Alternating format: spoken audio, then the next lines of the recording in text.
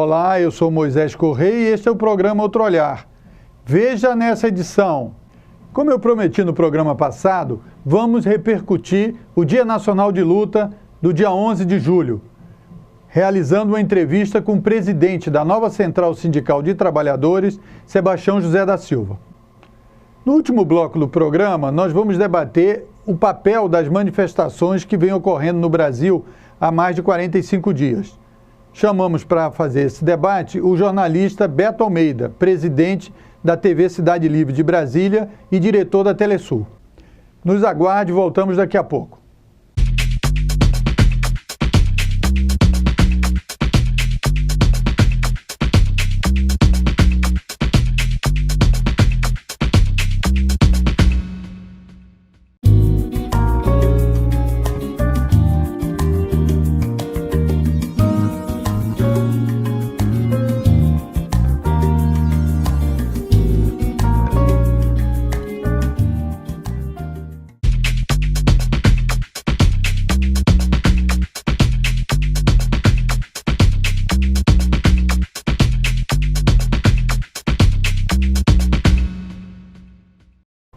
Como eu prometi na edição passada, fazer nesse programa uma repercussão das manifestações do dia 11 de julho, trouxemos novamente Sebastião José, o presidente da nova Central Sindical de Trabalhadores, que junto com as outras centrais foram responsáveis pela manifestação no Rio de Janeiro.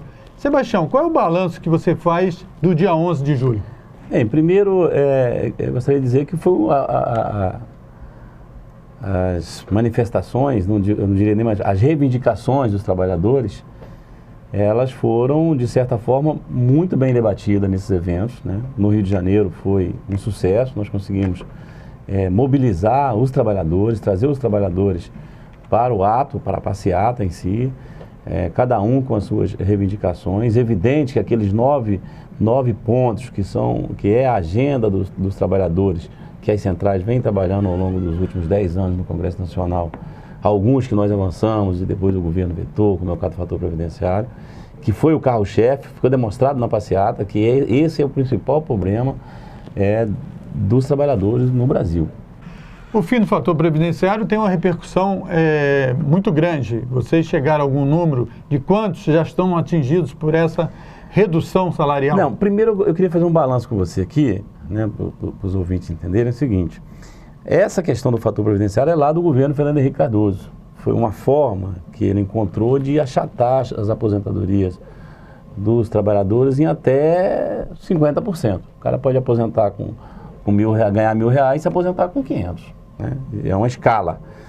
Então, desde que foi aprovado esse fator, nós começamos a trabalhar no Congresso Nacional uma alternativa, né, para que não houvesse esse prejuízo aos trabalhadores. Chegamos a aprovar no Congresso Nacional o fim do fator previdenciário e, infelizmente, tivemos o veto do presidente Lula. Existe uma tabela que leva em consideração a média de idade do povo brasileiro, e aí eles aplicam a expectativa de vida, né, como fator de reduzir o salário. Uma pessoa com 53 anos, mesmo tendo os 35 anos de contribuição, ele vai ser achatado em 40% do salário, porque a expectativa de vida hoje tem 75 anos.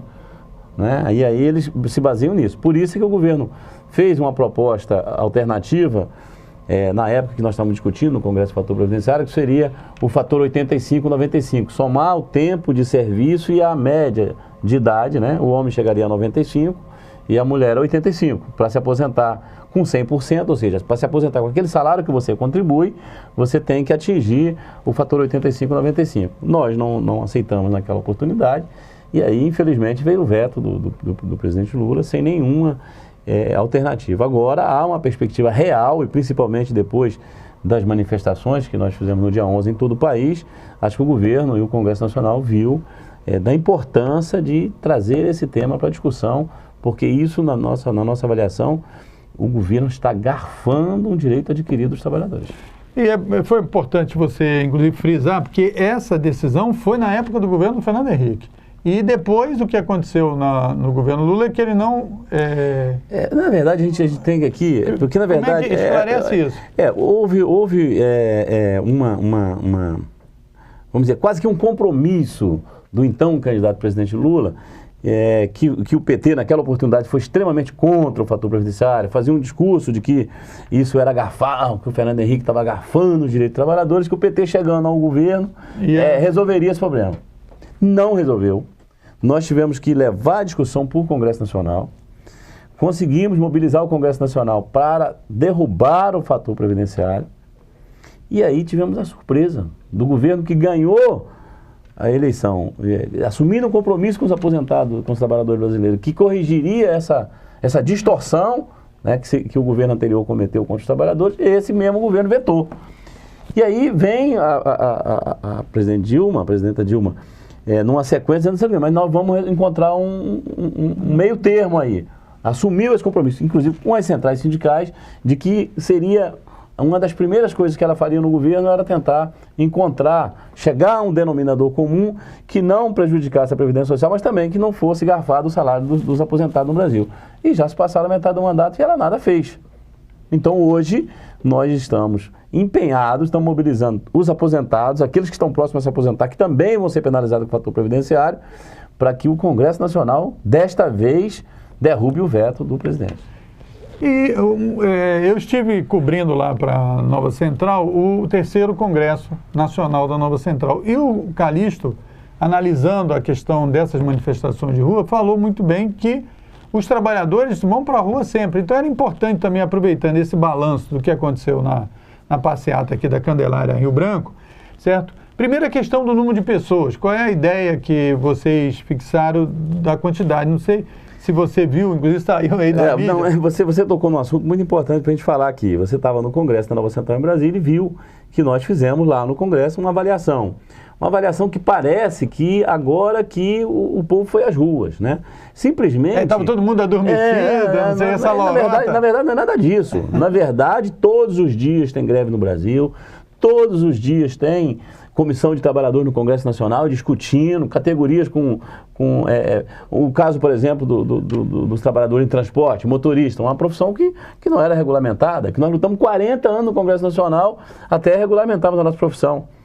Que agora a lei ainda não está sendo aplicada. Não, e a marcha, vocês fazem anualmente. Então, as centrais faz nos últimos 10 anos, uma marcha a Brasília, levanta as bandeiras, e nós não vamos inventar o que a classe trabalhadora está precisando, não. É nas bases, é nos sindicatos, as demandas surgem, são encaminhadas e são canalizadas para que as centrais façam essa intermediação junto ao Congresso e junto ao governo. Então, esse é um movimento que nunca parou.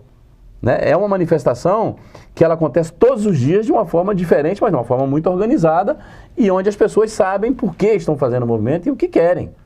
Simplesmente... E quem está por trás. E quem está por trás. Quer dizer, é um movimento que tem direção, né? E que sabe o que quer e a quem reivindicar.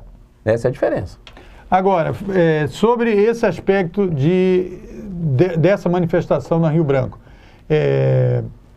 qual você acha que foi satisfatório o objetivo que vocês tinham nessa manifestação? Eu avalio o seguinte, que a gente viu lá, né, as pessoas que estavam no Rio Branco, a gente percebeu o seguinte, eles entenderam o chamamento das centrais sindicais, reconheceram que só a via negocial, institucional, tá muito morosa, está muito devagar. Quando avança em alguma coisa, como é o caso do fator, vem o governo e veta, e depois para você derrubar muito, muito complicado.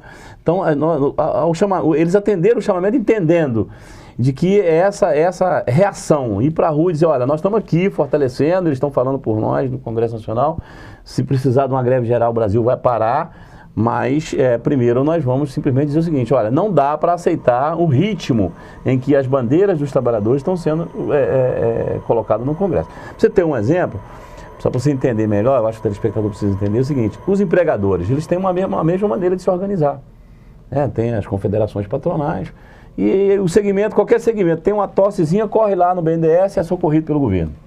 Agora, as desonerações, eles conseguiram de uma hora para outra. Setor têxtil, automobilístico, isenção para a linha branca, e etc., para movimentar a economia, ou seja, para atender os empresários, não tem essa burocracia que está tendo para atender os trabalhadores. Então, a nossa reivindicação, ela não só é justa, como o tratamento que o governo tem dado aos empresários e aos trabalhadores é diferenciado. Nós não queremos benesse, nós queremos um tratamento igual. Atender os empresários? Tem que atender os trabalhadores também. E também, quer dizer, ficou claro aí que, como você disse, essa dinâmica institucional de ir no Congresso, ir nas discussões, ir na audiência... Os empresários estão sendo mais eficientes que a gente, porque eles não precisam fazer movimento, eles vão lá, não sei de que jeito, tem audiência com o ministro da Fazenda, com a presidente Dilma, e no dia seguinte está no Diário Oficial atendendo os interesses deles. Exatamente. Então vocês precisam de esquentar um pouco os tamborins para poder sair. Inclusive, como demonstrou aí, né? De uma hora para outra, pô, as passagens foram tudo congeladas, etc, etc. Então, o movimento da rua... Mas certamente o governo por trás vai socorrer os empresários, não tenha dúvida disso. O dinheiro vai ser público. Se tirou 30%, 40% do salário dos aposentados, daquele que trabalhou 35 anos, né, 40 anos para consolidar a democracia e para...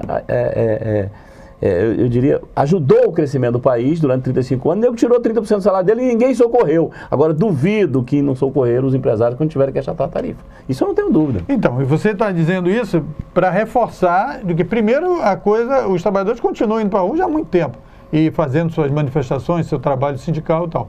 E que agora ir para a rua para garantir que, pelo menos, os compromissos que foram assumidos sejam efetivados. Seja efetivamente considerado e tratado com... Porque tem também uma discussão que, entre os 9 pontos que você citou, tem a questão das 40 horas semanais. Tem a questão da redução da jornada de trabalho, né, que eu diria que ela vem ali, não com tanta urgência como é o caso do fator previdenciário, porque o fator previdenciário ele já tirou do salário daquele que está aposentado, e aquele que está prestes a se aposentar está pensando em o que eu vou fazer, como é que eu vou sobreviver, etc.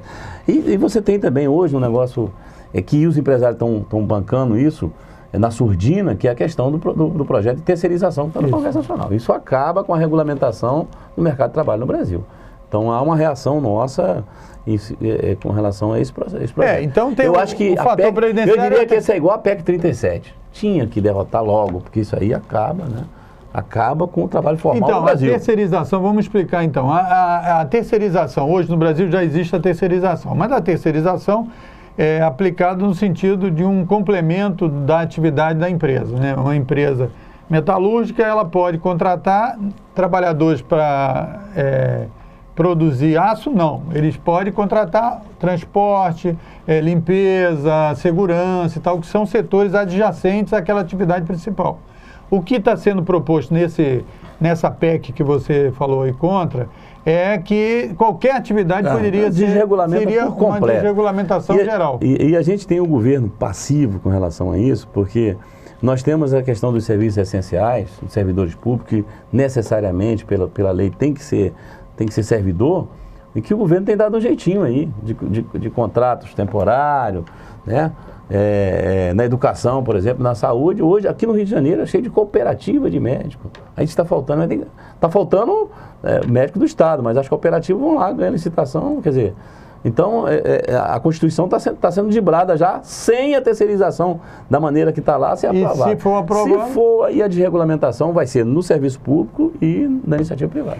Agora, a atuação das centrais nesse dia 11, isso ficou restrito a essa manifestação da Candelária Cinelândia ou teve em outros municípios aqui do Rio? Que informação você pode nos trazer? A situação, a avaliação primeiro, nós temos o seguinte, o objetivo é abrir as portas para a negociação. Mas que essa negociação se dê no mesmo nível que está se dando a negociação com os patrões. Ou seja, que a coisa ande, não fique na gaveta. Bom, o que nós temos hoje? Nós temos uma proposta, eu não vou dizer nem uma proposta, mas se demonstrou o Congresso Nacional, através do seu presidente, o senador Renan Calheiros, que recebeu as centrais sindicais e disse, olha, nós vamos fazer uma reunião com a Câmara para priorizar essa questão da votação dos vetos e vamos levar em consideração, porque dentre os nove itens que nós estamos colocando, 3 já de respeito a veto, né? Então nós vamos tentar colocar na prioridade essa questão do fator previdenciário. Então há esse compromisso. Há um compromisso também de rediscutir ou de até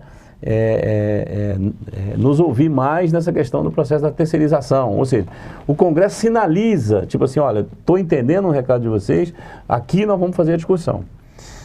O Congresso entrou em recesso agora, volta em agosto, então a gente conversou com a direção nacional da nossa central, que avalia que nós precisamos esperar a primeira semana de agosto para ver se essa sinalização vai se concretizar, para daí a gente avaliar que tipo de movimento a gente vai fazer. Vamos para uma greve geral? Vamos ter que fazer outros movimentos a nível nacional? Qual é o próximo passo? O que eu quero dizer é que nós demos um passo e estamos aguardando o governo e o Congresso dizer, olha, vamos negociar, não vamos negociar. Se houver, como a gente chama no linguajar sindical, nos empurrarem com a barriga, haverá reação. Agora, porque a minha pergunta também tem a ver com o seguinte, eu soube que em Campos houve uma manifestação, em outros municípios além do Rio, é verdade? Verdade. Aqui no Rio teve Campos, Barra Mansa, Teresópolis, vários municípios, os sindicatos se reuniram, porque não havia necessidade de se deslocar até aqui, e as bandeiras que foram colocadas aqui foram colocadas em Campos, em Petrópolis, em Teresópolis, Resende, Barra Mansa, em quase todo o estado. Então, eu queria levantar agora, certo? Tem duas perguntas ainda para eu fazer para você antes da gente encerrar. Primeiro, como é que você avaliou, certo, aquele final, o que vocês tinham planejado de fazer uma manifestação no final, um ato, na Cinelândia, não ocorreu devido a um incidente que aconteceu quase próximo ao Teatro Municipal, de um grupo que não era da manifestação e que acabou criando tumulto. Eu queria que você falasse sobre isso. E depois eu vou te perguntar sobre como é que você viu a cobertura da mídia, porque a questão da mídia, vocês, os sindicatos, as centrais lutam pela democratização e tal, e a mídia tem um papel de destaque aí de como ela mostra as manifestações e tal. Como é que você avalia?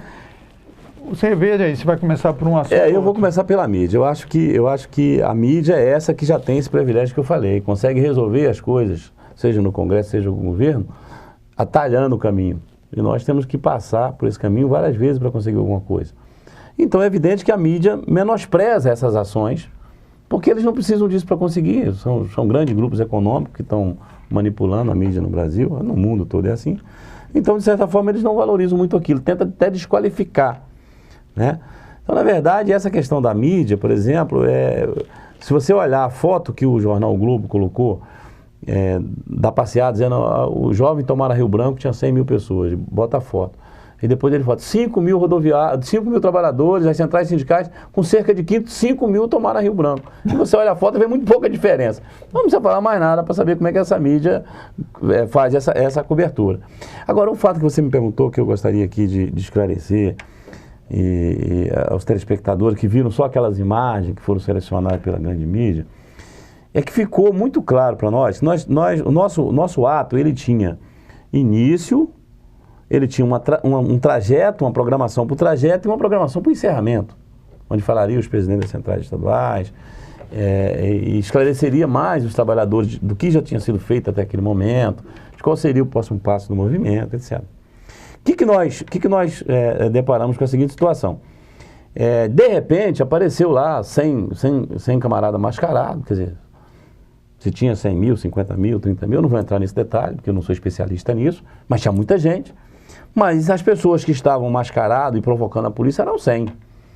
E com certeza, talvez, cerca de mais de 1000 policiais tinha ali. Era um cordão de isolamento. Então, eu imagino que 100 policiais, diante de uma provocação de 100 caras mascarados... Se 1000 fosse, policiais. vamos dizer, 1000 policiais de 100 caras... Dá 10 para 1. Dá 10 para 1. Então eu não entendi por que daquelas bombas em cima da gente. Não tinha nada a ver com os caras que estavam provocando a polícia. Leva em consideração que eles provocaram mesmo. Mas se eles estavam identificados ao estar mascarado, mesmo eles correndo para o nosso meio, eles estavam mascarados, todos de preto. Por que a polícia não prendeu, não agiu de uma outra maneira? A gente fica com a impressão de que aquilo foi até, tipo assim, acaba que esse trem aí, não deixa concluir. Porque não havia por que aquelas bombas serem jogadas no meio de pessoas de idade, assim, né, jovens, etc. Quer dizer, é um risco desnecessário, né? É diferente das manifestações que a gente tem visto acontecer, que vai para a violência, etc. Ali não, ali era um grupo que tinha tinha liderança, tinha as pessoas que estavam conduzindo. Se um policial quisesse qualquer esclarecimento, sabia quem procurar. Nós estávamos ali para dar qualquer... inclusive chegamos a falar no som. Chegamos a falar no som. Quem não está com o rosto coberto não nos representa, porque o trabalhador mostra a cara e diz por que está aqui e sabe o que ele quer. Não, então quem estava ali que não tinha o rosto descoberto não nos pertencia. Então era muito fácil da polícia agir de uma maneira pacífica sem precisar daquilo ali. Então, na verdade, nos impediram que fizéssemos a conclusão do ato. Né? Agora, o que me chamou a atenção, eu também estava lá fazendo cobertura, inclusive nós mostramos aqui no Outro Olhar da semana passada, e vamos passar hoje novamente, um pequeno clipe que nós fizemos da manifestação.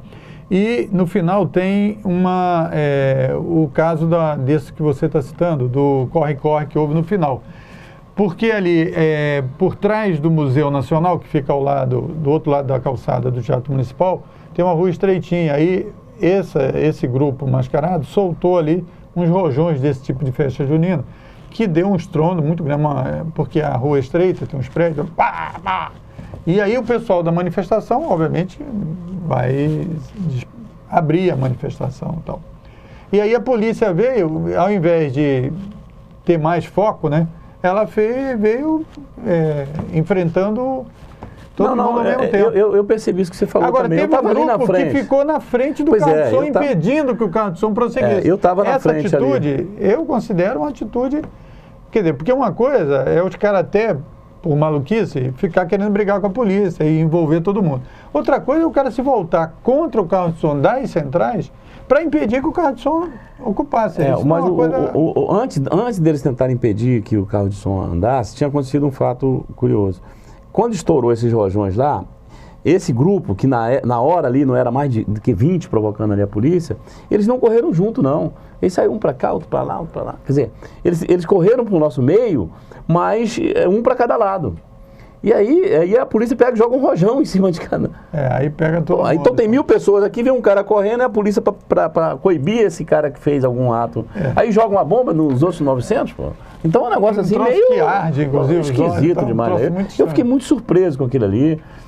No primeiro momento achei assim, pareceu algo encomendado, porque parece que o objetivo era mais acabar com o ato do que coibir ali as provocações que aqueles caras estavam fazendo ali com a polícia. Mas de qualquer maneira, a sua avaliação e das centrais é que, obviamente, que aquilo, por mais que a mídia, ela tenta repercutir muito aquele tipo de ação, para poder não agir, não destacar exatamente as palavras de ordem, etc., você acha que aquilo não descaracterizou a manifestação? Não descaracterizou. Agora, essa questão da mídia dar tanta tribuna para esses 100 caras mascarados, que não tinha mais do que isso ali, eu não sei quantos tinha nos outros eventos, mas é tipo assim, eles prestaram mais atenção em 100 pessoas com o rosto coberto, que estavam ali tirando pedra, provocando a polícia, teve mais cobertura do que esses 20 mil, 50 mil trabalhadores que estavam ali com a pauta definida.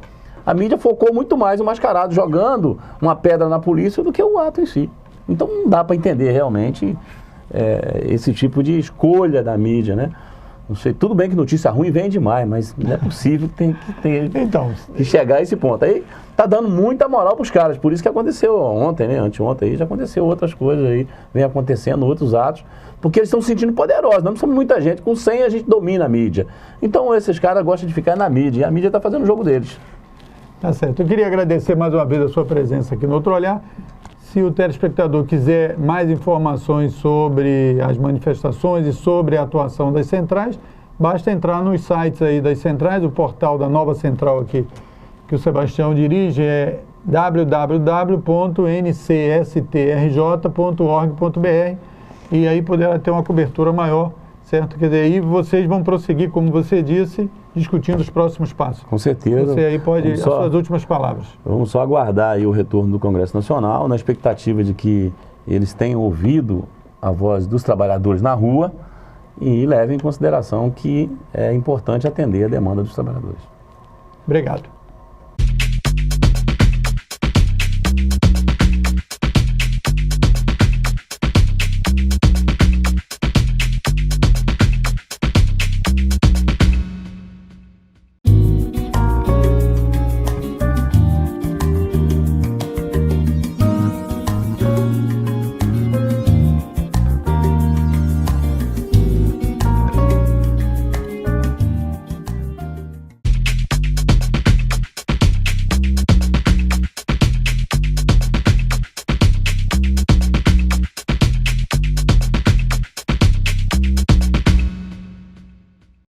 Agora nós reapresentaremos o vídeo mostrado na edição passada sobre a manifestação na Rio Branco do dia 11 de julho.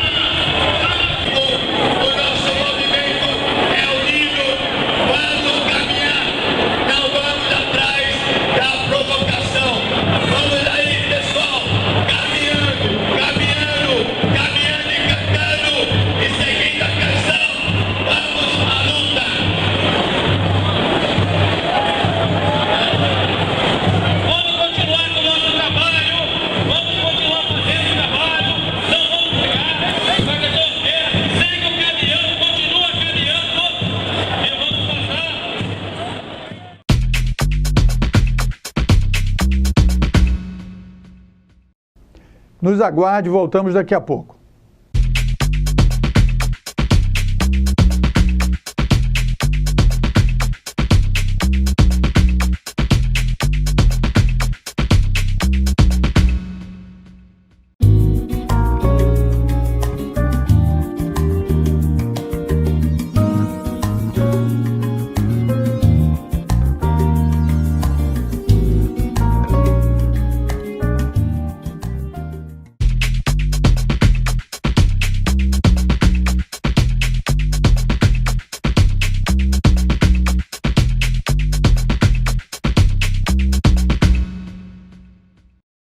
Há mais de um mês, o Brasil vem sendo tomado por uma série de protestos.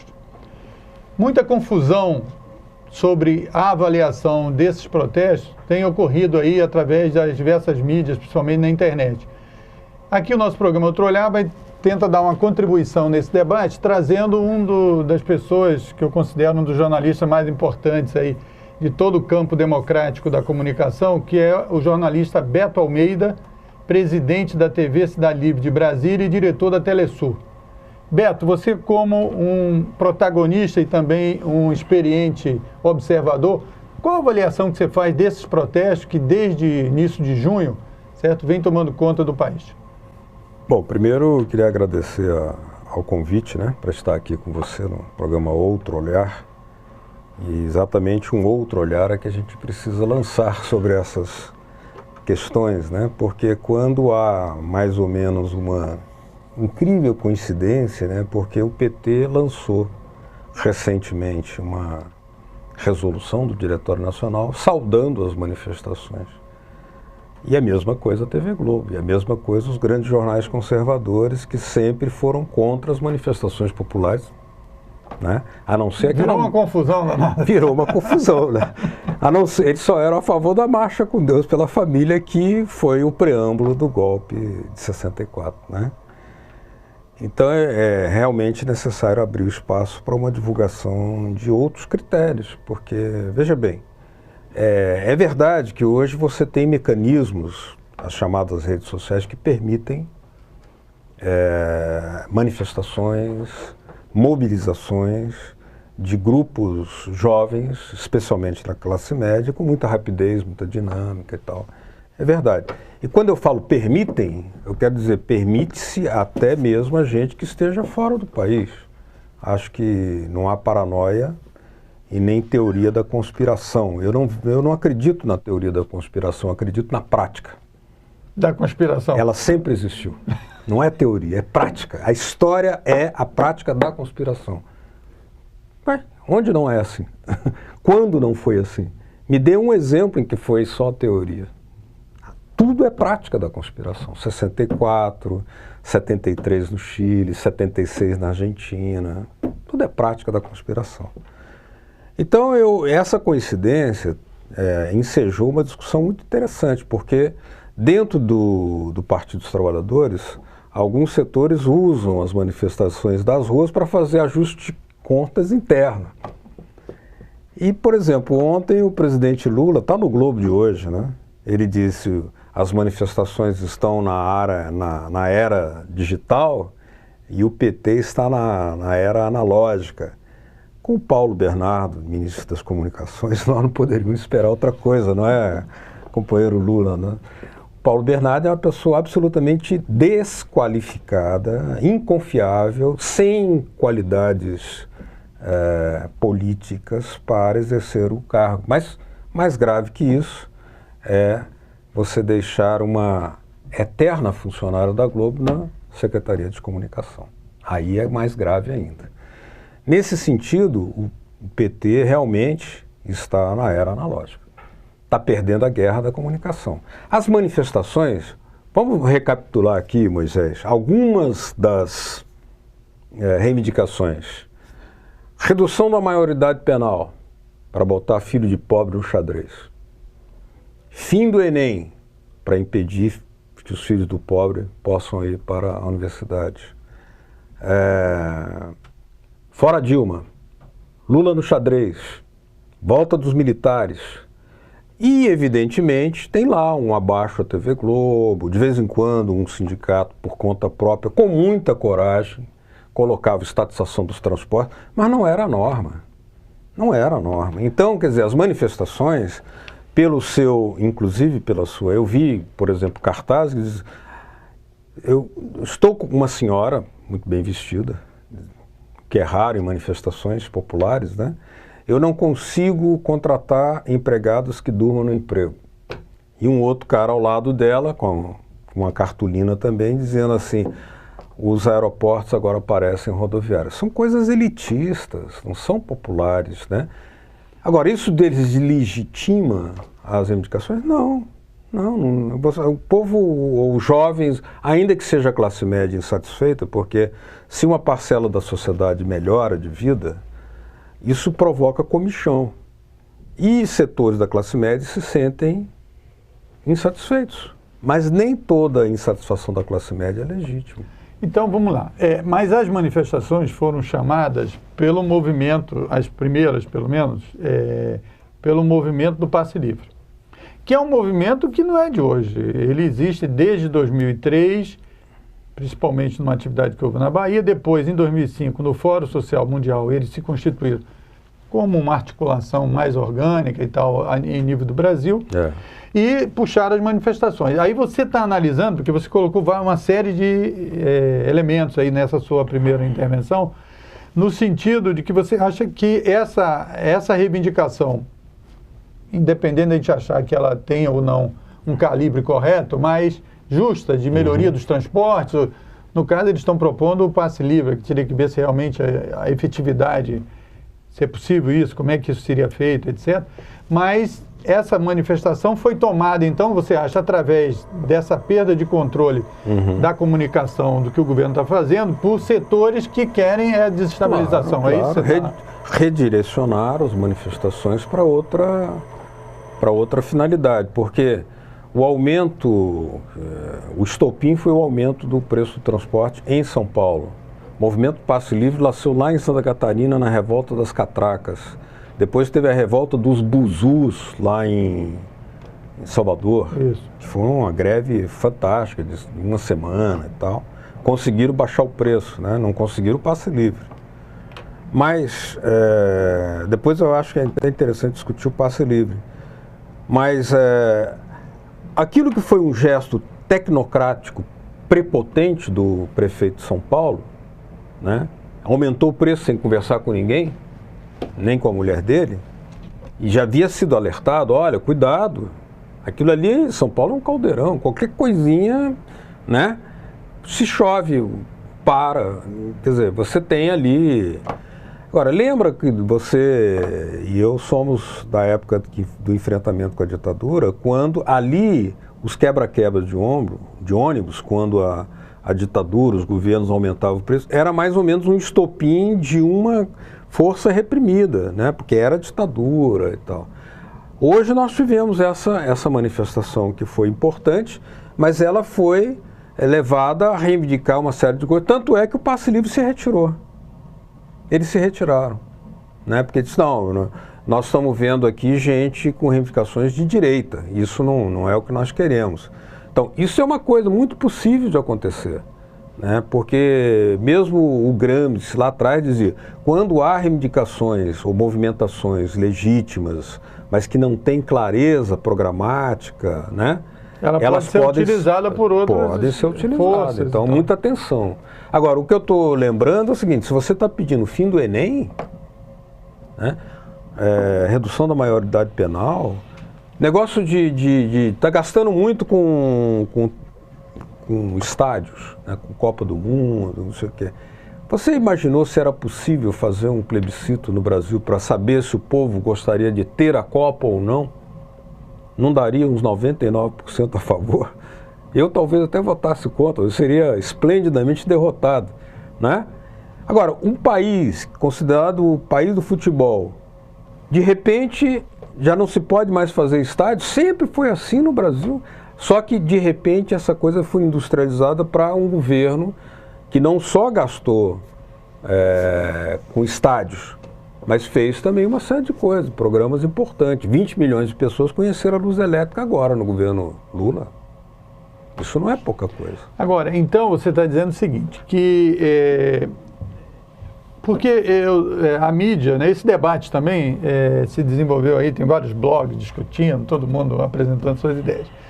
Aí veja, a mídia se engajou pelo menos em duas campanhas assim, de maior intensidade nos anos para trás. Uma foi o presidencialismo, que eles foram a favor do parlamentarismo e perderam feio. Outro foi sobre a questão do porte de armas e tal, que eles também perderam, certo? Duas campanhas que eles fizeram, assim, com maior intensidade, etc, tal, e perderam. Por que agora, então, diante desses fatos, no caso da passagem, que é uma reivindicação legítima, a melhoria do transporte, etc, tal, por que eles conseguiram, então, criar uma certa confusão interferindo nessa reivindicação legítima, etc. Porque eles esconderam algumas reivindicações e deram saliência a outras. Então, por exemplo, aquelas que falam a Dilma está gastando demais, para buscar uma oposição, um desprestígio da Dilma e do Lula. Lula no xadrez, abaixo Dilma. Eu, há 3 dias atrás, vi uma manifestação, estava em São Paulo, manifestação dos médicos. Tinha um cartaz assim impresso, vários cartazes impressos, portanto... Isso é do Conselho Regional. Do Conselho, né?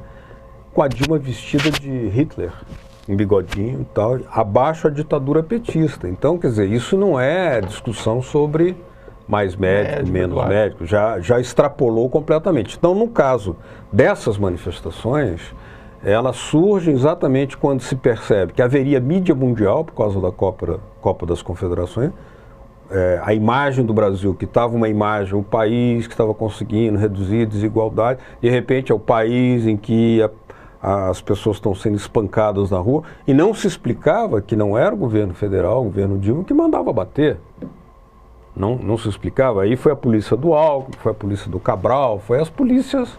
As polícias são estaduais. São estaduais, né? Não teve Polícia Federal batendo ninguém. E outra coisa, se fazia confusões intencionais para dizer assim, não, a Dilma protege o Feliciano. O que a Dilma tem a ver com o Feliciano?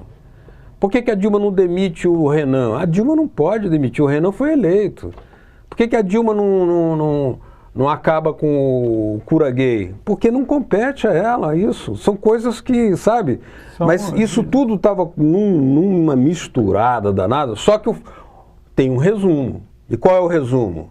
Qual foi o resultado depois de quase um mês de manifestações? A Dilma despencou 28% na popularidade dela e a Marina cresceu. É isso que esses setores da mídia mais pretendiam.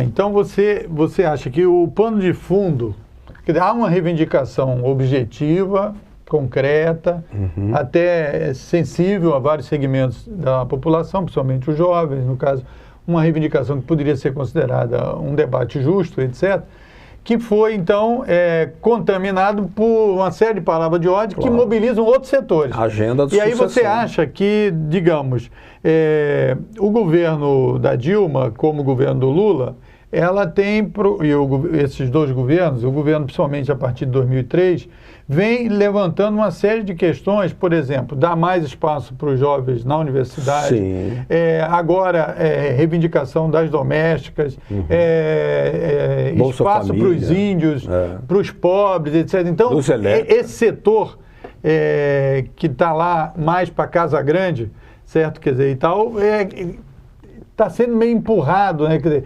aceitando toda essa situação que eles... E eles dizem agora seria isso. Eles estão aborrecidos porque não estão sendo... o governo está mais voltado para um setor... Povo. É claro, você quando governa faz prioridades. Né? Você não pode fazer tudo ao mesmo tempo, né? Então, não é que a classe média tenha sido preterida, porque se você conversar com gente da classe média...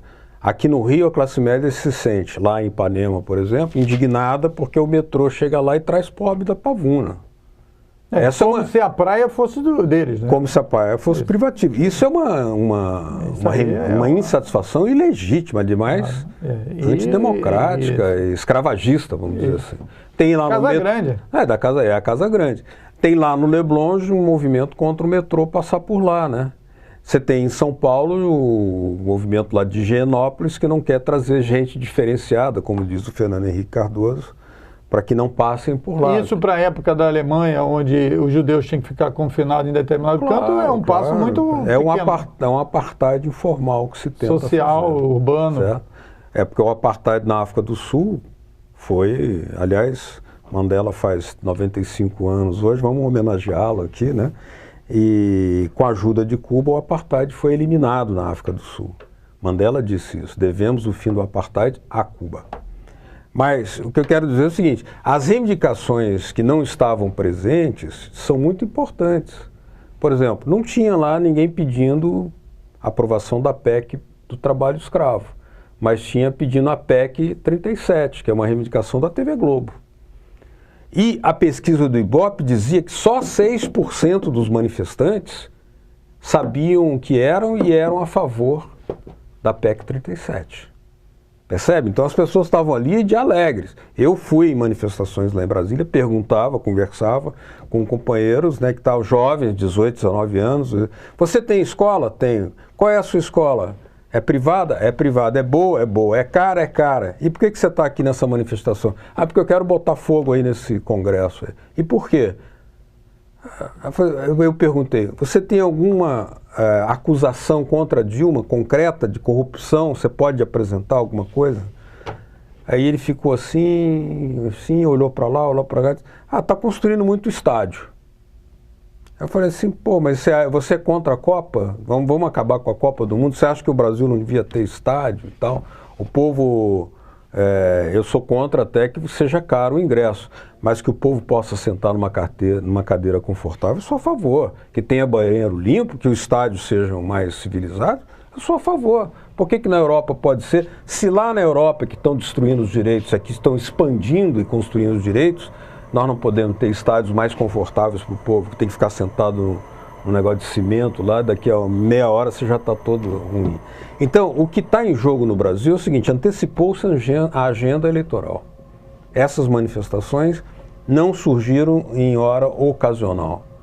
Não, elas surgiram premeditadamente, porque houve gente chamando, os anônimos agora estão chamando, né, que estavam por detrás disso, né, nas redes sociais, estão chamando uma manifestação contra a reunião do Foro de São Paulo, que vai ser agora em São Paulo, todos os partidos de esquerda da América Latina, dizendo que o PT está fazendo o jogo de Cuba para implantar o comunismo no Brasil. Aí eles estão tirando a máscara, que eles usam máscara. Aí está dizendo, eles não são essa coisa romântica que aparece.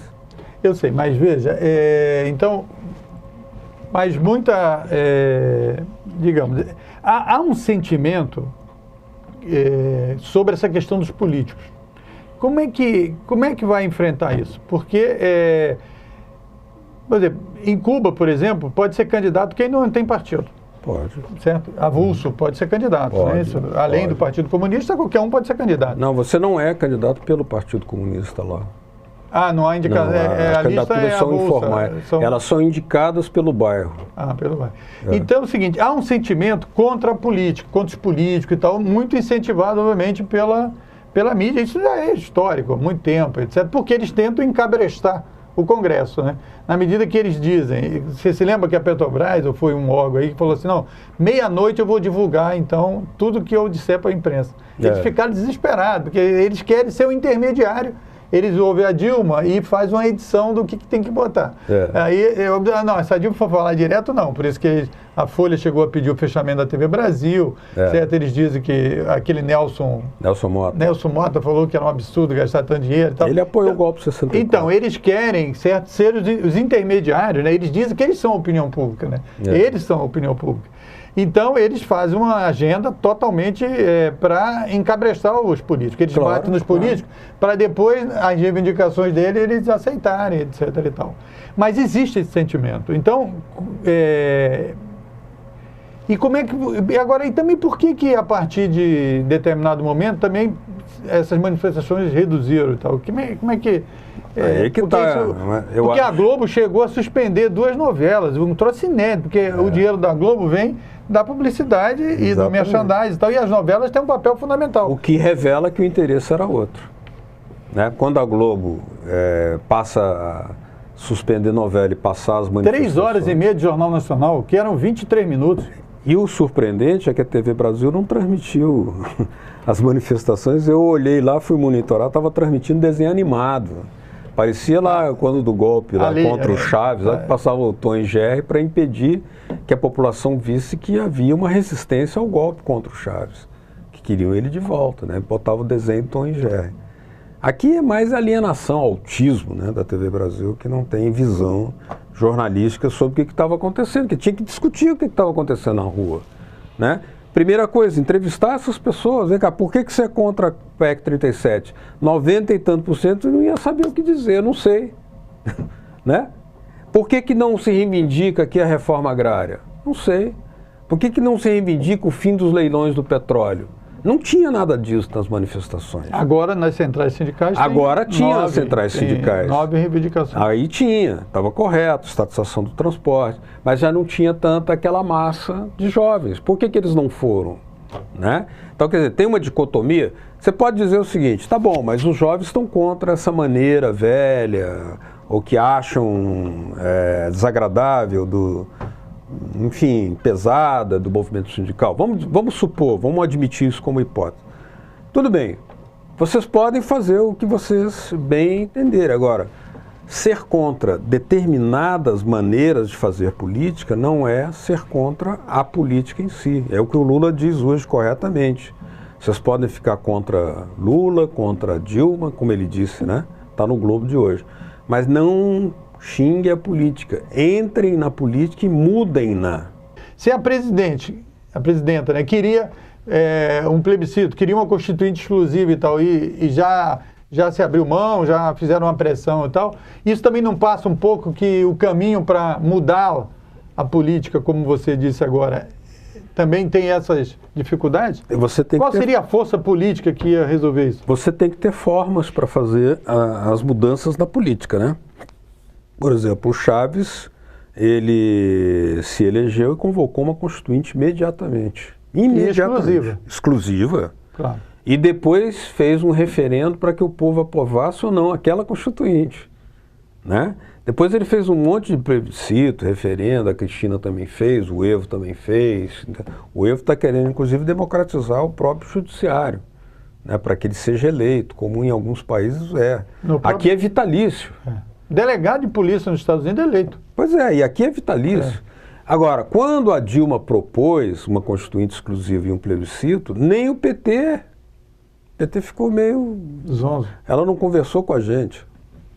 Ai, meu Deus, quer dizer, é aquela coisa, aquele sentimento de propriedade da política. O PT tinha que sair apoiando, né? A UNE, todo mundo imediatamente deveria ter apoiado. Perdeu-se o bonde, porque o negócio foi enterrado, você... Aí você ouviu alguns juristas, não sei o que, nem naquela juridiquês. Aí o tribunal disse, não, tem que ser 70 dias, não sei o que. Aí alguns deputados do PT, é muito difícil.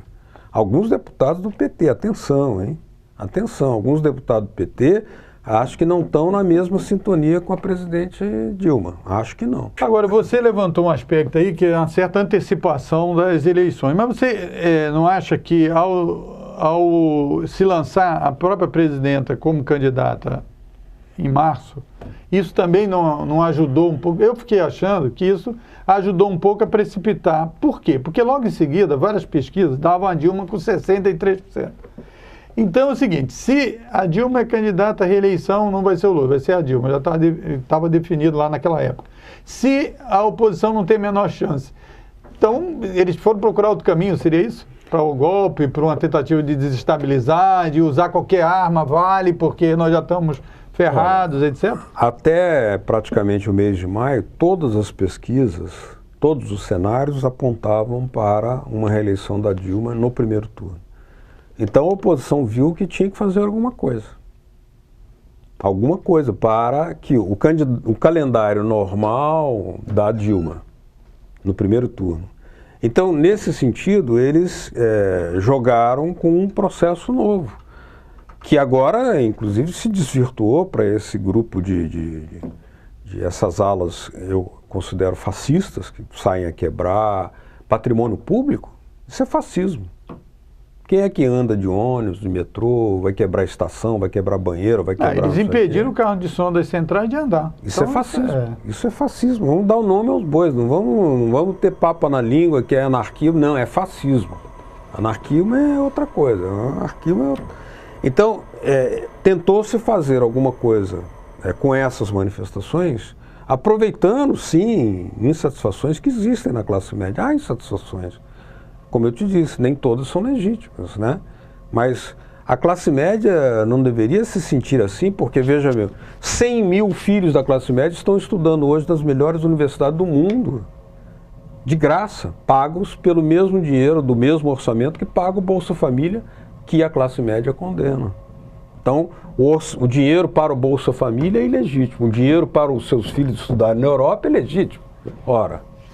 Então, vamos estabelecer quais são as reivindicações que estão nas manifestações que são legítimas. Aquelas que são legítimas, tudo bem. Primeiro, sim, direito de se manifestar. Todo mundo pode se manifestar. Sem quebrar nada, tudo bem. Sem ferir ninguém, tudo bem. Manifestar, tudo bem. Agora, passar para quebrar patrimônio público e para tentar um processo de retroceder nas conquistas históricas da democracia muito frágil que tem no Brasil, né? Alguém chegou a pedir, fora Dilma, que voltem os militares, e PT nunca mais.